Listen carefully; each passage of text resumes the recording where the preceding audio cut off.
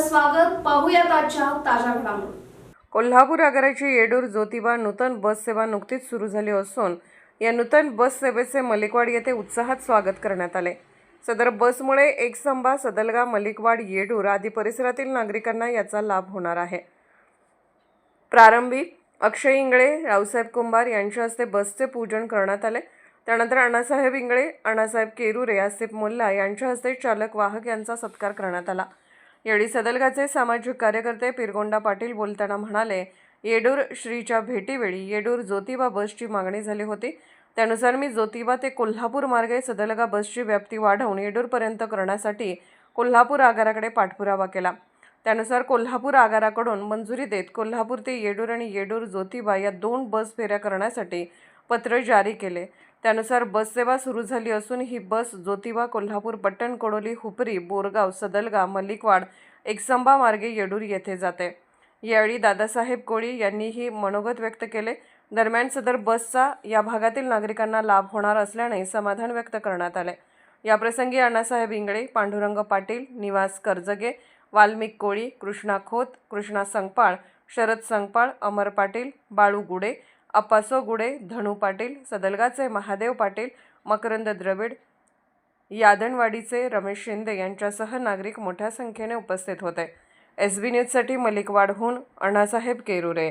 1992-93 पासून ज्योतिबा सदलगा बस चालू व्हावी म्हणून आम्ही प्रयत्न करत होतो.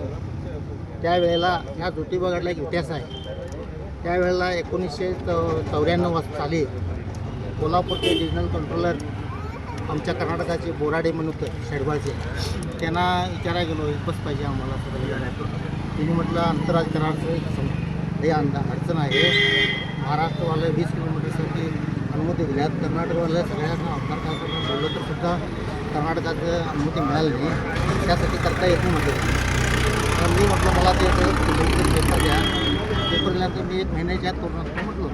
त्यावेळेला पेपर दिला. 1 महिन्याच्या आत 22/2/94 रोजी 30 किलोमीटर अंतरचं परवाना संमतीपत्र आणलो. त्यानंतर 9/6/94ला ज्योतिबा सदलगा बस चालू झाली. कालांतरानं 25 वर्षे रेग्युलर चालली. करोनामुळे 3 वर्षे बंद पडली. त्यानंतर मकरंद द्रविड असतील, आमच्या गावचे काही लोक जाऊन परत गाडी सोडण्यासाठी प्रयत्न केलो. त्यावेळेला 1923 नंतर प्रारंभ झाले ज्योतिबा सदलगा. त्यानंतर गेल्या नोव्हेंबरमध्ये येडूरचे स्वामी मला बोलवून घेतले. ते म्हटलं आम्हाला एक कोल्हापूर तुम्ही बससाठी फार प्रयत्न करता असं म्हटलं. तुम्ही आम्हाला कोल्हापूरने एक येडूरला गाडी करावी म्हणून येडूरचे स्वामी मला विनंती केलं. त्यांचा आशीर्वाद घेऊन मी डायरेक्ट कोल्हापूरला गेलो. कोल्हापूरला गेल्यानंतर कोल्हापूरवाल्याने 16/12/2025ला त्या गाडीला अनुमती दिली. ती अनुमती प्रत आहे दिली. त्याप्रमाणे आम्हाला ही गाडी वस्तीला पाहिजे होती. तिने दुपारी केली. आम्ही त्यांना बोललो आहे मला सायंकाळी कोल्हापूर येडूरला वस्ती. दुसरं पट्टण कोडोली, दुसरं फुलकामिनी अंबाबाई, चौथं कोल्हापूर ज्योतिबा आणि अनेक म्हणजे व्यापार उद्योगासाठी कोल्हापूरला जाण्याला उपयोग होणार आहे. त्यासाठी या प्रवाशांनी याचा उपयोग घ्यावा. ह्या गाडीला थोडं डिस्टर्ब आहे. म्हणजे ते महाराष्ट्राचं रेट आणि कर्नाटकचं रेट थोडं फरक आहे. आता सदलगा मलिकवाड 6 रुपये कर्नाटक गाडीला, त्याला 13 रुपये आकारतात. ते जरा डिस्टर्ब आहे. ते दिलं ते पण आम्ही स्थळ करतो. आणि येत्या 2 महिन्यात आणखीन 1-2 गाड्या सुरू करतो. त्याला मलिकवाडला स्टाफ द्यायला मी अगदी प्रयत्न करतो. त्या गाडीचं नाव पण सांगतो. एक शिकारीपूर सदलगा आणि शिकारीपूर सदलगा काय आणि 2 गाड्या सुरू करतो. ते मलिकवाडला स्टाफ द्यायची व्यवस्था करायची.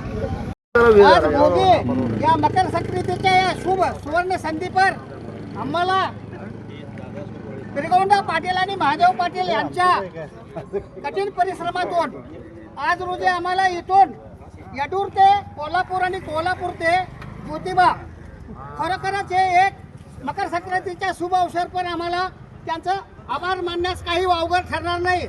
मनापासून धन्यवाद. आणि मलिकवाड आणि आजूबाजूच्या इतर सर्व ग्रामस्थांना डायरेक्ट आम्ही ज्योतिबाचं दर्शन करून आणि परत शकतो. नमस्कार, धन्यवाद. राजकीय, सामाजिक, आर्थिक असा सर्व घडामोडींचा आढावा पाहायला विसरू नका SB न्यूज चॅनल आणि नक्कीच सबस्क्राईब करा.